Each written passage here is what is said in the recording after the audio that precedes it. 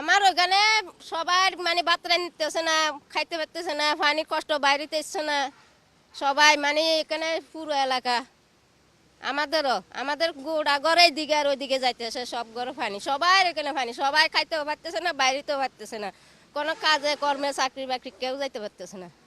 এখানে অনেক সমস্যা, মানুষের রান্না বান্না খাওয়া দাওয়া, ছেলে মেয়ে স্কুল যাইতে পারতেছে না, ঘুমাইতে পারতেছে না, খাটের উপরে পানি উঠে গেছে এই আমাদের সুলতানাবাদ এলাকায়। কতদিন ধরে এই অবস্থা? এই আজকে 4 দিন।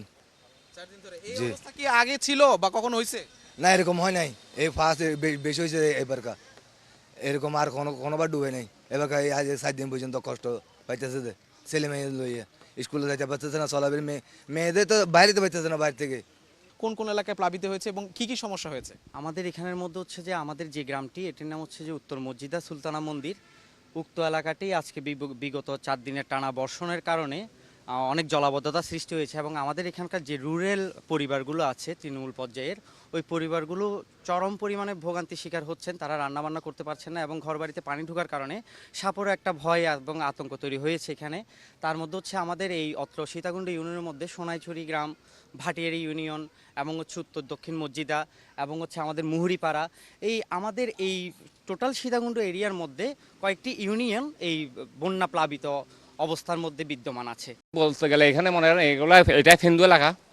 এখানে ওরা আগে ছিল ওই পূর্ব পাশে জিপিএস, ওইখানে থাকতো জিপিএস ওদেরকে তুলে দেওয়ার সাথে ওরা এখানে আসি, মানুষের জায়গার উপরে কষ্ট জায়গার উপরে থাকে। এখন আপনি দেখবেন প্রত্যেকটা ঘরের মধ্যে পানি ঢুকেছে, ওরা পানিবন্দী। আমি এখন নিজে গেছি, যেহেতু আমরা এলাকার এখন দায়িত্বতে আছি, আমাদের বিএমপি সরকার ক্ষমতা, আমি এখন বিএমপি যুবদল সাধারণ সম্পাদক।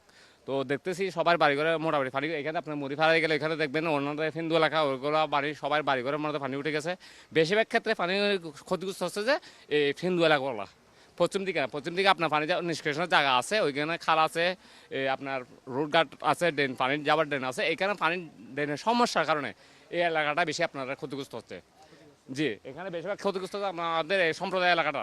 যারা হিন্দু আছে ওনারা কেউ কিছু বলতে পারতেন এখানে, যে না এটা আগে বিশাল ড্রেন ছিল, এখন সামনে পশ্চিমে গেলে আপনার বাড়িঘর করার কারণে এখানে একটা ব্রিজ করছে, ওরা বাড়ি করছে, টিলার দিছে, পানি বন্ধ হয়ে গেছে।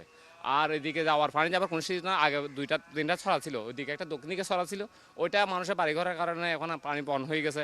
এদিকেও পানি যাওয়ার ড্রেন ছিল, ব্রিজ ছিল, এই যেগুলো যাইতো, মানে এখন মানুষের বাড়িঘর করে করে বেশিরভাগ ক্ষেত্রে পানি যাওয়ার নিষ্কাশন না রাখার কারণে এই পানি জলবদ্ধতা তৈরি হচ্ছে।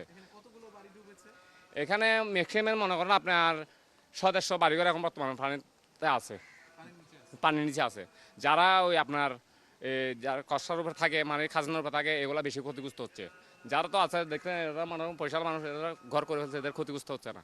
এখানে আপনি 60-70টা ফ্যামিলি আছে, ওরা এখন পানির ভিতরে আছে। এখানে 60-70টা ফ্যামিলি এরা পানির ভিতরে আছে। আর ওইদিকে এলে মোটামুটি হিন্দু গ্রামটাতে বেশিরভাগ ক্ষেত্রে পানিগ্রস্ত বেশি হচ্ছে পানি নিষ্কাশনের কারণে ভাই।